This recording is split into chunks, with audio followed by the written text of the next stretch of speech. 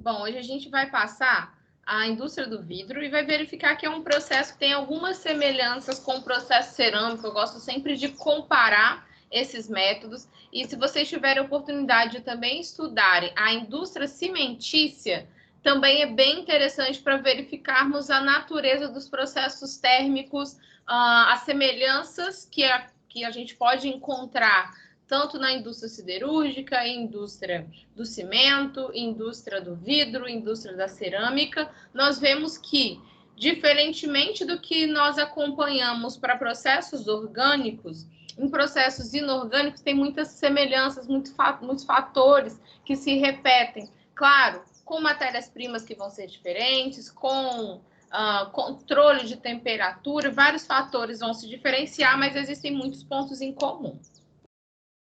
Então, antes de tudo, nós vamos falar do vidro, que ele não é um sólido. Ele é caracterizado como um líquido subresfriado.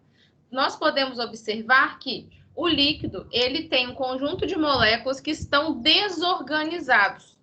Eles têm liberdade, né? As moléculas de um líquido elas têm liberdade de movimento.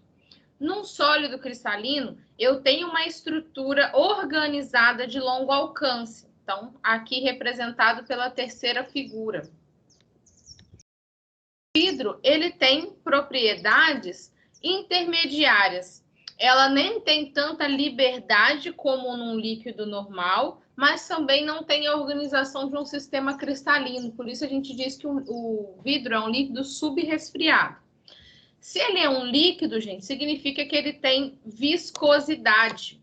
Então, ele é um líquido de altíssima viscosidade, porém, ele escoa. Se a gente procurar vidraças muito antigas, assim, muito antigas, a gente vai observar que na parte superior, essa vidraça vai ficando mais fina, enquanto na parte inferior eu encontro uma camada mais espessa, porque o vidro foi escoando. Então, espera-se, né, que com um tempo muito longo, a parte superior acabe por colapsar. Ela vai ficar sem matéria-prima ali em cima. Existem algumas lendas, né, falando sobre a origem do vidro, e uma bastante interessante é de que durante um momento, né, que os fenícios estavam em um lugar de praia, eles não estavam tomando banho de praia, tá, gente? Esses povos geralmente ou estavam procurando, estavam caçando, ou guerreando, ou fugindo, ou sendo dominados. Mas em determinado momento eles foram preparar o alimento e tinha areia e também natrão, que é o nitrato de sódio. Neste processo em que aconteceu a queima, o natrão ele tem a capacidade de funcionar como um fundente, ou seja, ele baixa o ponto de fusão de alguns sistemas e baixou o ponto de fusão da areia, que é formada por sílica principalmente. Neste processo, após o resfriamento, né, no outro dia, verificou-se que naquela estrutura tinha algo diferente. Eu não tinha grãos de areia, mas uma parte com aquela aparência rígida e vitrificada. Então, dizem, né, diz a lenda que o vidro teria nascido assim. E dizem também alguns desenhos, que se o nome daquilo... Gabi, como é que é o nome dos desenhos nas paredes? Pinturas rupestres e alguns registros da época de que os romanos também já tinha a parte escrita, que eu esqueci o nome, gente, que os romanos teriam começado a produzir vidro através de sopro. Então, o que a gente conhece hoje como jarros, garrafas, já foram produzidos pelos romanos. Lembrando que durante um grande período de tempo, os romanos foram um império bastante grande que dominou boa parte da Europa, até uma parte da África. Eles também inauguraram algo interessantíssimo e que modificou as estruturas das casas. Os romanos foram os primeiros a utilizar vidros nas janelas.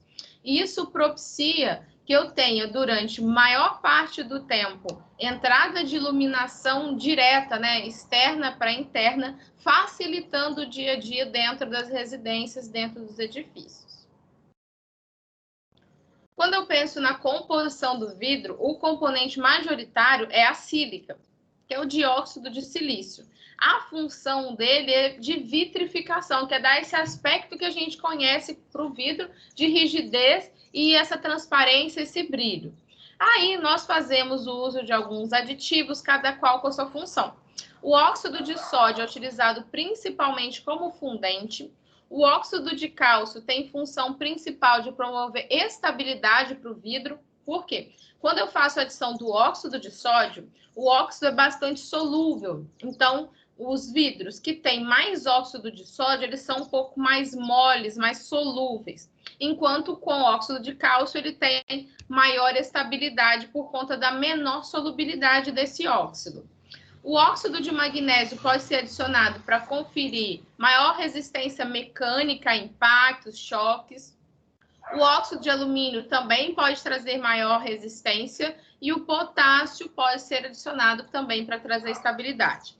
Essa daqui é um mapa, né, percentual que indica a forma média, gente. Só que, por exemplo, se eu quiser trazer características mais específicas, como a aparência de um cristal, eu posso fazer adição de mercúrio, por exemplo. Se eu quiser uma coloração esverdeada para o vidro, eu posso fazer adição de cromo. Se eu quiser fazer a coloração rosa ou azul, eu posso fazer adição de cobalto. Então, vai depender do tipo de vidro que eu tenho interesse de fabricar. Propriedades físicas que são interessantes no vidro e também o que torna esse material tão atrativo.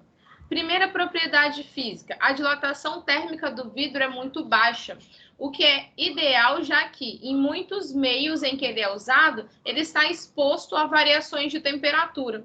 Tendo um coeficiente de dilatação térmica baixo, ele vai permanecer estável e íntegro, mesmo passando por variações térmicas. A minha casa, por exemplo, tem uma porta que é toda de vidro e essa porta está sujeita a todas as intempéries. Pega sol a tarde inteira, pega chuva, pega sol, pega chuva. E se o vidro tivesse um coeficiente de dilatação térmica elevado, eu teria problemas, né? Ou de trincas, ou outros problemas de quebra, ou necessitaria de um maior sistema de refúgio, como, por exemplo, a cerâmica. Na cerâmica da nossa casa, eu preciso do rejunte. Na minha casa, na casa dos meus pais, na verdade, não tinha muito rejunte entre um piso e o outro. O que aconteceu? Por conta do calor, a dilatação térmica, os pisos todos estufaram e quebraram. Né? Na nova construção, na reforma, colocou-se rejunte, porém, com o vidro, esse problema é um pouco minimizado. Durabilidade elevadíssima. Baixa condutividade elétrica, então ele pode funcionar como uma espécie de isolante. Resiste bastante à água, muitos líquidos e solventes também. Tem algumas exceções. Ele resiste bem a alguns meios ácidos, porém, ácido fosfórico pode atacá-lo um pouco, ácido fluorídrico ataca fortemente o vidro. Soda cáustica também ataca o vidro. Então, ele tem uma boa resistência a líquidos, porém, alguns nós precisamos ter cuidado. Quais características também fazem com que o vidro seja muito utilizado no nosso dia a dia? Transparência, né? Então, permite a entrada, a passagem de luz. Inerte na maioria dos meios.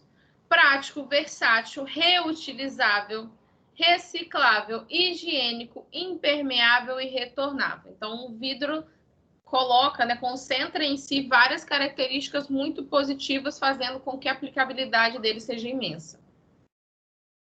Aqui não vou comentar de cada um, porém, como eu falei sobre aquela composição poder ser modificada de acordo com a necessidade, nós temos alguns exemplos. Se eu quiser um vidro que seja resistente a choques térmicos, lá no laboratório, às vezes a gente precisa, até mesmo em casa, nas travessas de assar, nas assadeiras, eu preciso colocar borosilicatos na minha composição. Se eu quero utilizar vidros que tenham maior brilho, tipo aquela aparência de cristal, eu posso fazer adição de chumbo. Se eu quero, por exemplo, colorido, eu vou adicionar alguns metais. Eu posso também fazer uma classificação de acordo com a utilização do vidro. Então, vidro para embalagem, vidro para uso doméstico, vidro plano, que vai ser utilizado para carros, indústria moveleira, construção civil, e vidros com usos especiais. Então, para telas de computadores, de televisão, de celulares, para lâmpadas, para garrafa térmica, para sistemas ópticos. Então, nós vamos poder também classificar de acordo com a reação. Reação química. Bom, a reação básica, né, vai depender da substância. Essa substância aqui pode ser modificada, né? Eu posso adicionar um outro agente que ajuda na fusão, mas imagine que eu utilizo como fonte para a reação química um carbonato de sódio com a sílica proveniente da areia, aquecimento, formando silicato de sódio mais dióxido de carbono. Esse composto forma um vidro um pouquinho mais mole, então se eu quiser adicionar dureza, eu posso fazer a adição de um composto de cálcio. E aqui são outras reações que podem acontecer. Então, se eu faço a adição... Opa!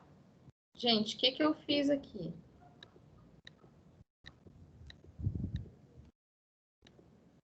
Voltei. Se eu faço a adição do carbonato de cálcio, eu tenho a formação do silicato de cálcio. Se eu faço a adição do sulfato de sódio, eu gero um óxido duplo de silício e sódio e dióxido de enxofre. Isso é problemático para mim, porque eu gero, né, tenho problemas com chuva ácida e eu não gero dióxido de carbono, eu gero monóxido de carbono, que pode ser problemático. Aqui são algumas apresentações de como o sódio pode ser inserido na estrutura dos silicatos. E aqui o cálcio. Nós observamos que o cálcio tem carga mais 2, então ele está ligado, né? Ele puxa a carga de 2 átomos de oxigênio, enquanto o sódio só puxa a carga de 1. O vidro formado com o sódio tem uma viscosidade menor.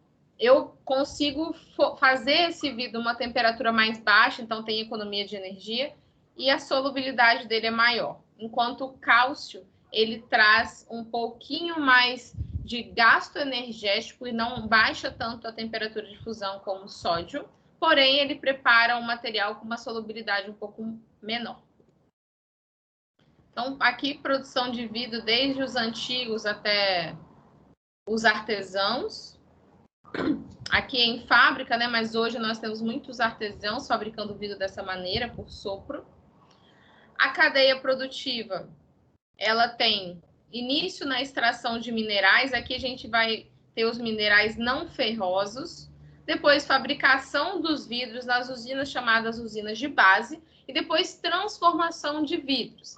Essa transformação de vidros é onde vai chegar o produto que nós conhecemos para a construção civil, para móveis, para produtos da linha branca. Eu coloquei aqui um link de um relatório da Abra Vidros, que é a Associação Brasileira de Vidro, ele é do ano passado e traz um raio-x do setor, é bastante interessante para vocês lerem. Aqui tem mais um material que vocês também podem fazer o download. E aqui é um fluxograma básico. Primeiramente, trabalho da matéria-prima, seguido, né, de um processo de fusão, refino e homogeneização. Após isso, eu posso produzir vidros do tipo planos, como no processo de float que vocês conheceram, ou posso produzir vidros para diferentes usos. Vidros para embalagens, por exemplo, garrafas de cerveja. Eles são produzidos através de sopro industrial. Também vou colocar um vídeo para vocês conhecerem. O que eu posso fazer após a formação do meu vidro? Geralmente, ele passa por um processo de recozimento para reorganizar as estruturas moleculares, fazendo com que aquele vidro tenha maior resistência à tração, às tensões. Por quê? Quando eu tenho o resfriamento de um material e ele pode ser muito brusco, as distribuições de tensões são realizadas de uma forma rápida que não pode ser a ideal. E a gente precisa se lembrar também que a parte externa ela resfria mais rápido do que a parte interna. Então, a estrutura pode ficar não homogênea. Por isso, nós fazemos esse processo de recozimento, onde eu coloco uma temperatura um pouquinho... não vou fundir novamente o vidro, mas eu aumento um pouco a temperatura para fazer com que as moléculas possam se assentar e, assim, distribuir as tensões de maneira um pouco mais homogênea e eficaz. Posso também fazer o processo de têmpera, que é um tratamento térmico que visa aumentar a resistência dos meus vidros. Nem todo vidro é temperado, mas quando passa por esse processo, tem esse nome. E depois vai para os processos de controle de qualidade, onde são verificadas as bordas, verificado se tem algum arranhão, se tem rebarbas e liberação ou não.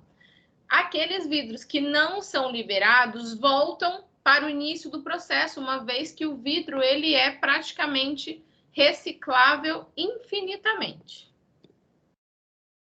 Aqui é o fluxograma do processo que vocês viram, processo float. Eu tenho um banho de fusão seguido pelo banho float. O banho float utiliza estanho líquido e esse metal é utilizado por ter uma densidade considerável, fazendo com que o vidro não afunde e sim flutue. Esse nome float, inclusive, vem de flutuar. E ele é um metal que é líquido em temperaturas relativamente baixas, fazendo com que a temperatura do processo não seja tão elevada e, consequentemente, o meu custo com energia também não seja proibitivo para esse processo. Então, uma vez que o fundido sai do meu forno, uma camada vai se espalhando sobre esse banho, fazendo com que eu forme uma camada fina. O tempo de residência ali dentro determina a espessura da camada. Após isso, eu tenho a etapa de recozimento para fazer aquele ajuste das tensões, scanner e recorte. Depois disso, armazenamento ou expedição. No forno de fusão, onde acontecem as reações químicas, então eu não tenho só mudança de estado físico, eu tenho também reações químicas acontecendo, onde eu formo os silicatos de sódio, de cálcio, de alumínio. São utilizados, por exemplo, óleo como combustível. Essa queima produz um material que deve ser filtrado antes de levado à chaminé. E a temperatura do forno vai depender do tipo de fundente que está sendo utilizado e também da proporção. Quanto maior a quantidade de sílica, maior vai ser a temperatura necessária para a operação desse forno. E quanto maior a quantidade de fundentes, menor vai ser a temperatura operacional. Nós temos vários tipos de fornos que podem ser usados. Tem principalmente os fornos de cadinho e os fornos do tipo tanque.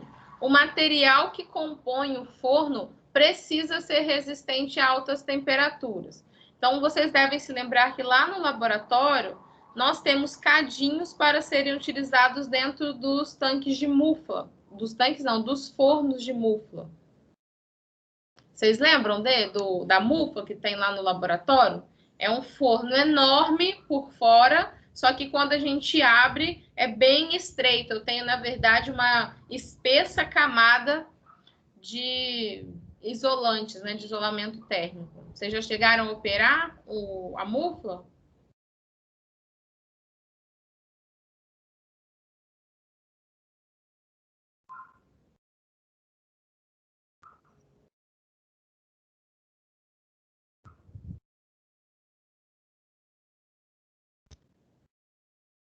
Já ia perguntar, turma, vocês estão aí? Giovanni disse que não.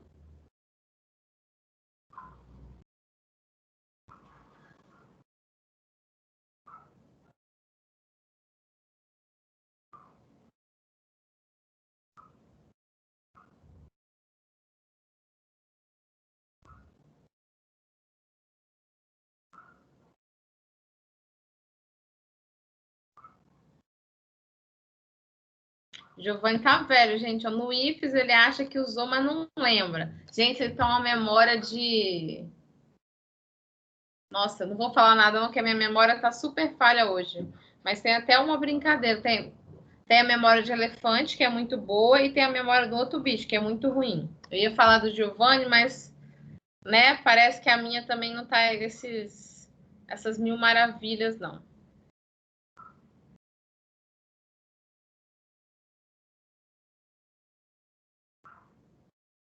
Vou, como é? Pega o seu banquinho e saia de mansinho. Bom, nós geralmente utilizamos um sistema de forno que é chamado de regenerativo.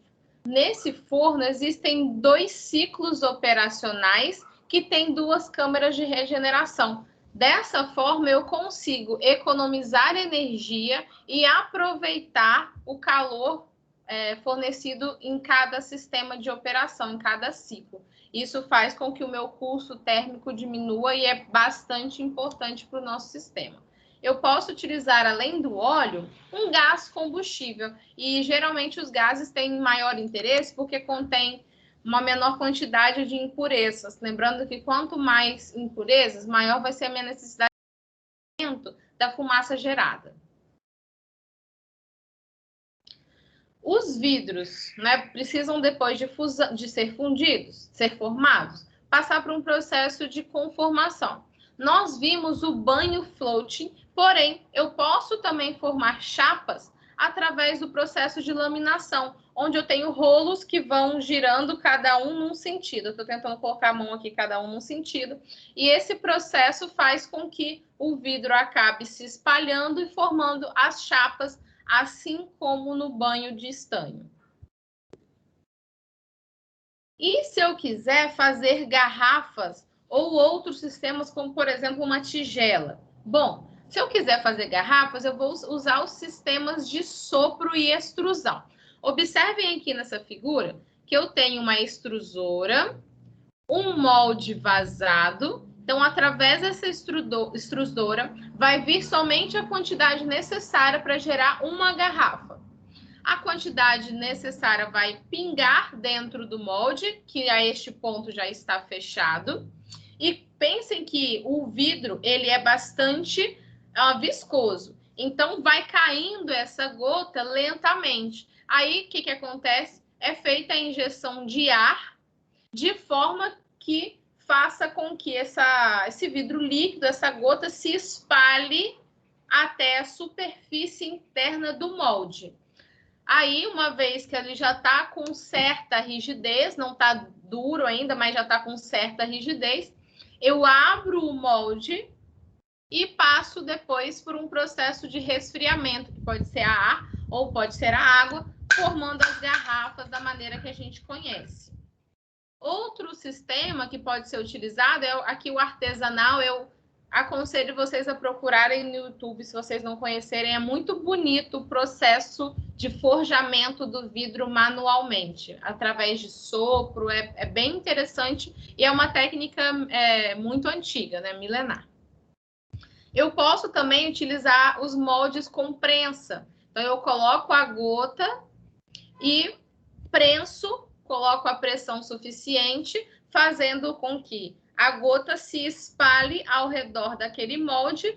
A partir do momento em que a temperatura já é adequada para deixá-lo com certa rigidez, com uma pinça, esse molde a peça é retirada do molde, colocada para resfriar também ou com água ou com ar. Após esse processo, nós vamos ter o recozimento e, por fim, processos de acabamento, limpeza, retirada de rebarbas, conferência. Eu quero mostrar para vocês um vídeo sobre a fabricação das garrafas de vidro. Eu fechei a aba que estava com o vídeo, então nós vamos ter que procurar de novo.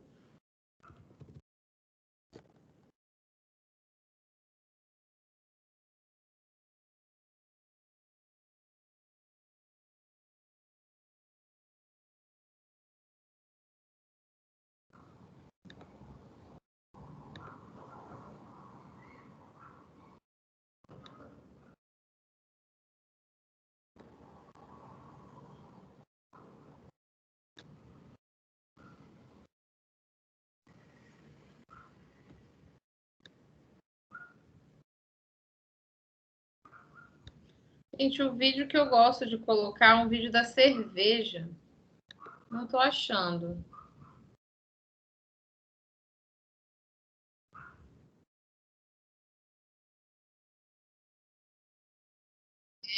Eu vou ter que tirar o compartilhamento para passar, porque tá o áudio para vocês. Mas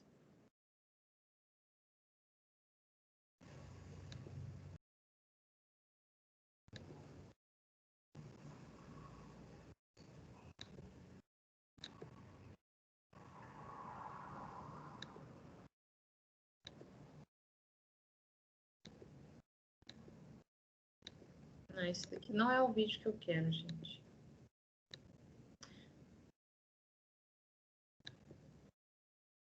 Não, esse é esse sim.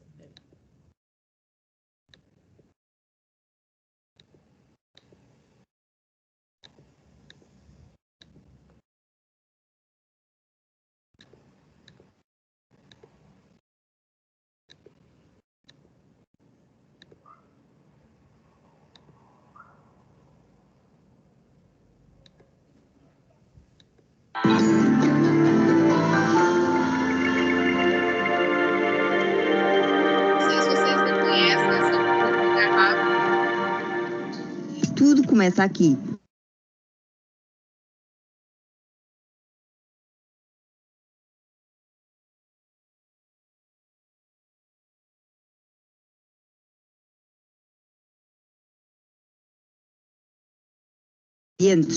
Areia com alto teor de silício, calcário como fundente e carbonato de sódio para baixar o ponto de fusão e poupar energia.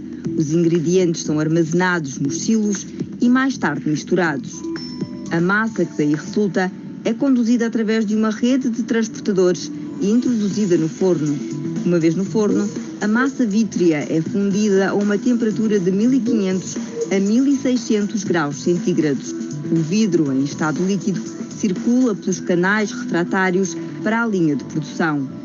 O processo inicia-se com o corte da gota de vidro, que é lançada por gravidade e conduzida por calhas e defletores para a máquina de moldagem automática. A moldagem processa-se em duas fases. Primeiro, no molde de principiar, onde se forma o esboço ou pré-forma. Esta é depois transferida para um segundo molde, de onde sai já com a forma final. Quando saem do molde, as garrafas encontram-se a 700 graus centígrados e são sujeitas a um arrefecimento muito brusco, o que cria tensões internas. Para aliviar essas tensões, as garrafas são conduzidas para a arca de recozimento, onde são sujeitas a uma nova subida de temperatura para 650 graus e depois a uma redução lenta e gradual até à temperatura ambiente. Quando saem, as garrafas são submetidas a um tratamento de superfície a frio que lhes confere uma película superficial que as protege de se riscarem mutuamente nos contactos que sofrem ao longo da linha de inspeção automática, que é para onde se encaminham a seguir. Já na zona de inspeção automática, também chamada zona fria, as garrafas passam por uma série de máquinas que detectam defeitos a nível visual, dimensional, de espessura e sedas ou fissuras. As garrafas que não cumprem os critérios de qualidade são rejeitadas de forma automática na linha de produção e são incorporadas no circuito interno de casco para serem novamente recicladas. Segue-se a fase de palletização automática. As garrafas são acondicionadas por camadas e empilhadas em paletes para poderem ser movimentadas. Posteriormente, são transferidas para a zona de retratalização, onde são cobertas com filme de plástico e etiquetadas. Já com bilhete de identidade, estas 3.710 garrafas de cor âmbar estão prontas para despachar para o cliente final, neste caso uma cervejeira. Resultado claro em palavras. Estou muito grávida. Clear Blue Digital. Bom, gente, um anúncio de gravidez, né? Interrompeu o nosso vídeo. Vocês ouviram, gente, que aqui deu um pouco de sinal de que estava falhando, mas eu não consegui saber de vocês.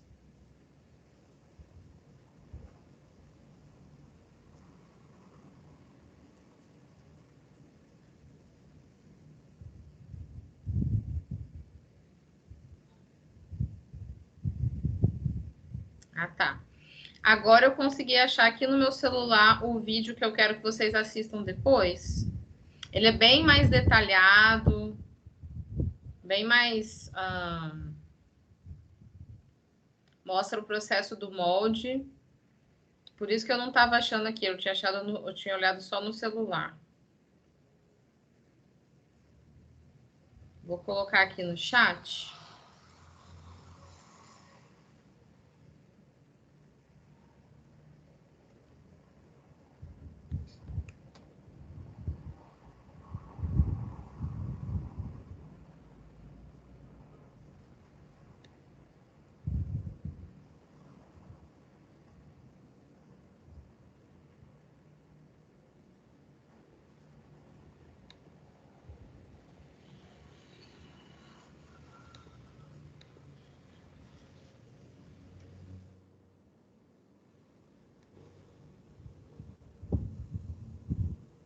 Se travar, vocês me avisam, gente. É o molde se fechando.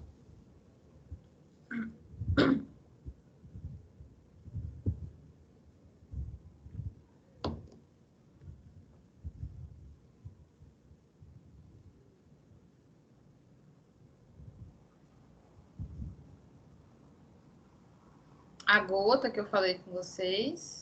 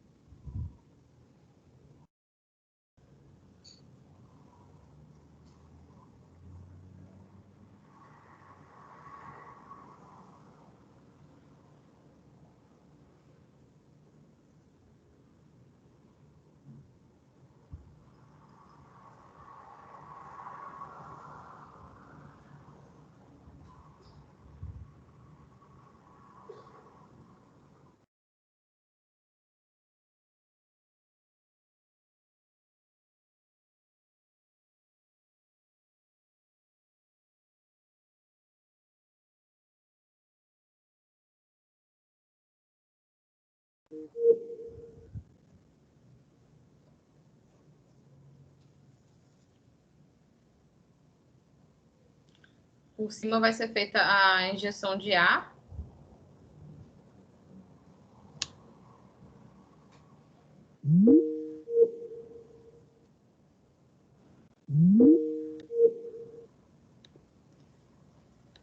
Gente, eu acho que tá caindo a ligação, não, a chamada. Eu vou pedir vocês para depois assistirem o vídeo, porque eu acho que a internet não vai aguentar. Tá joia?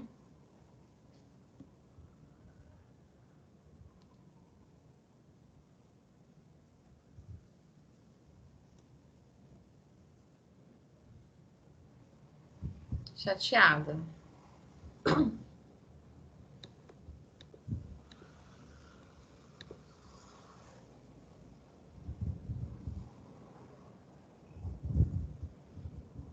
Bom, não vamos ver muitos detalhes sobre vidros, até porque, né, não vai dar tempo, não vou encher vocês de informações. Então, basicamente, o que eu quero que vocês saibam?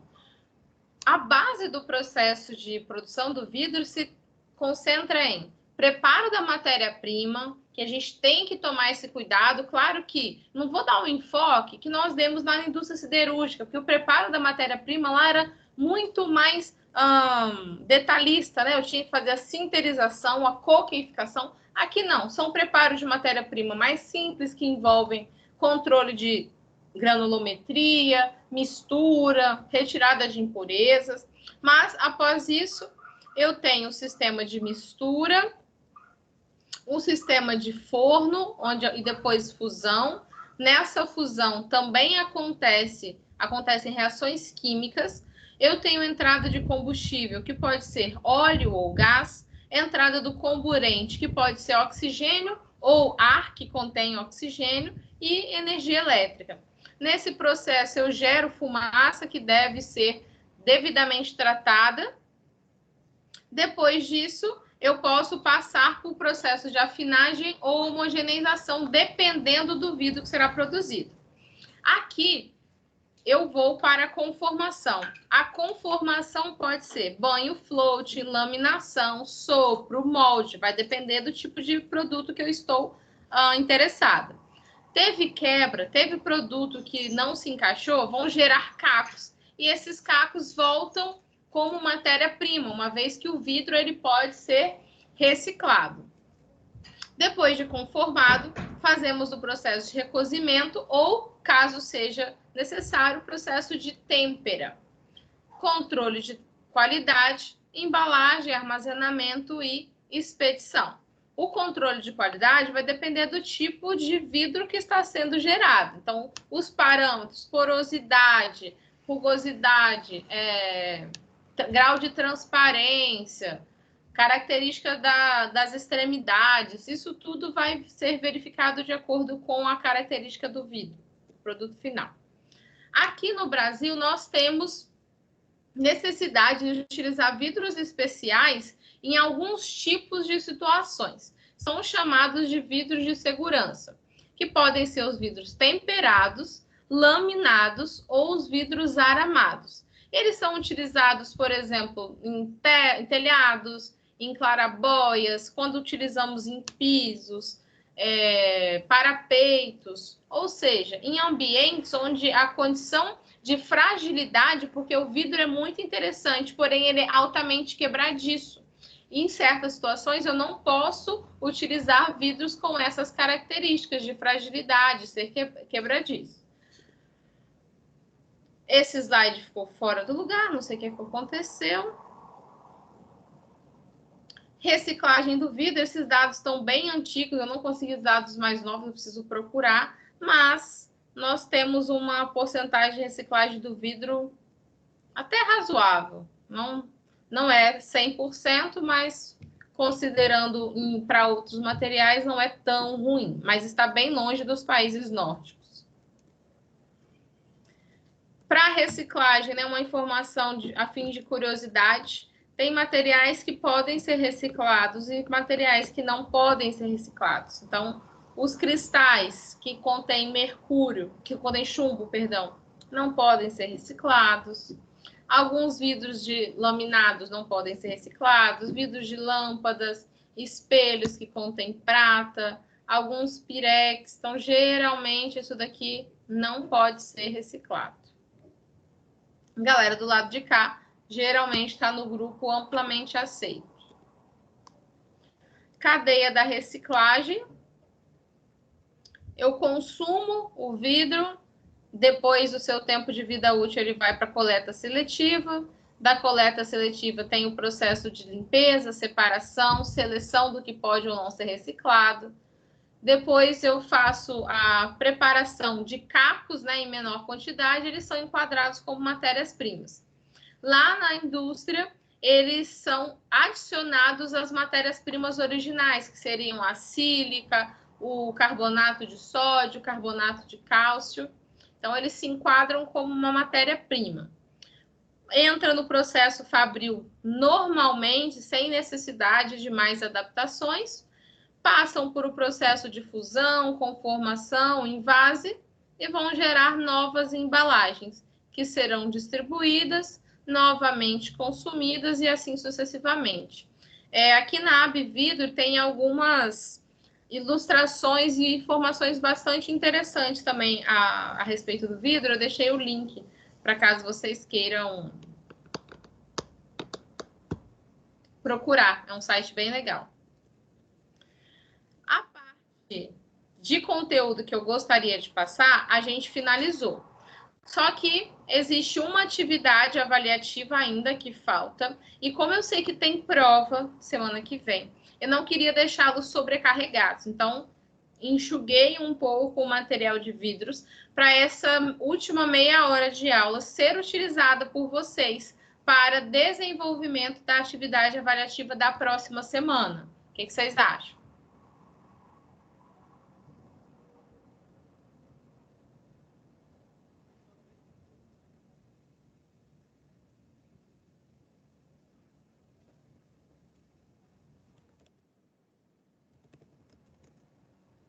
Vou postar no AVA, mas a pesquisa eu já coloco aqui que vocês já se adiantam. Só o material que ainda tem que postar no AVA.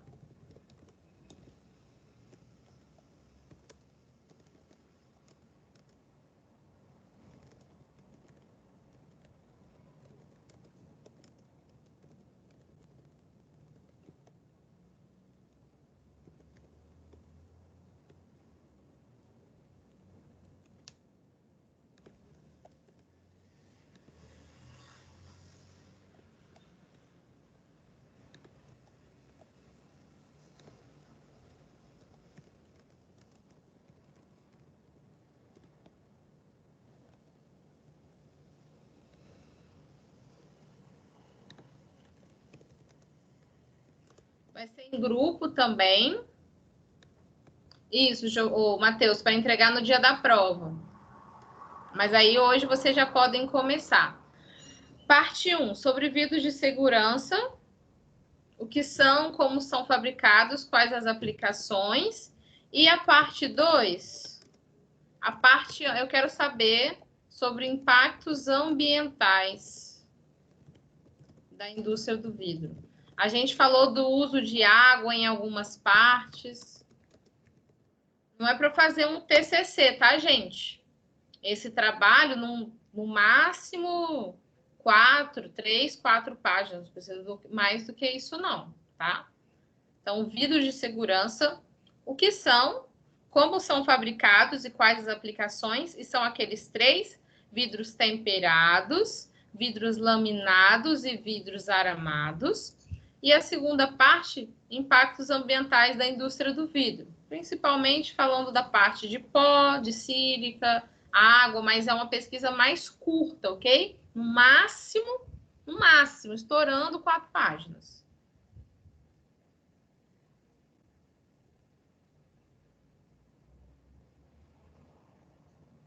Vale ponto, isso aí.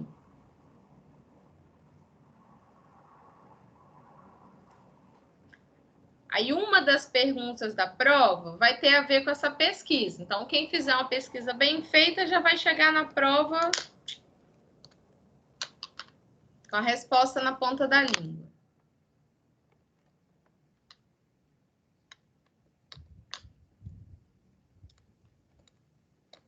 Entendido, turma?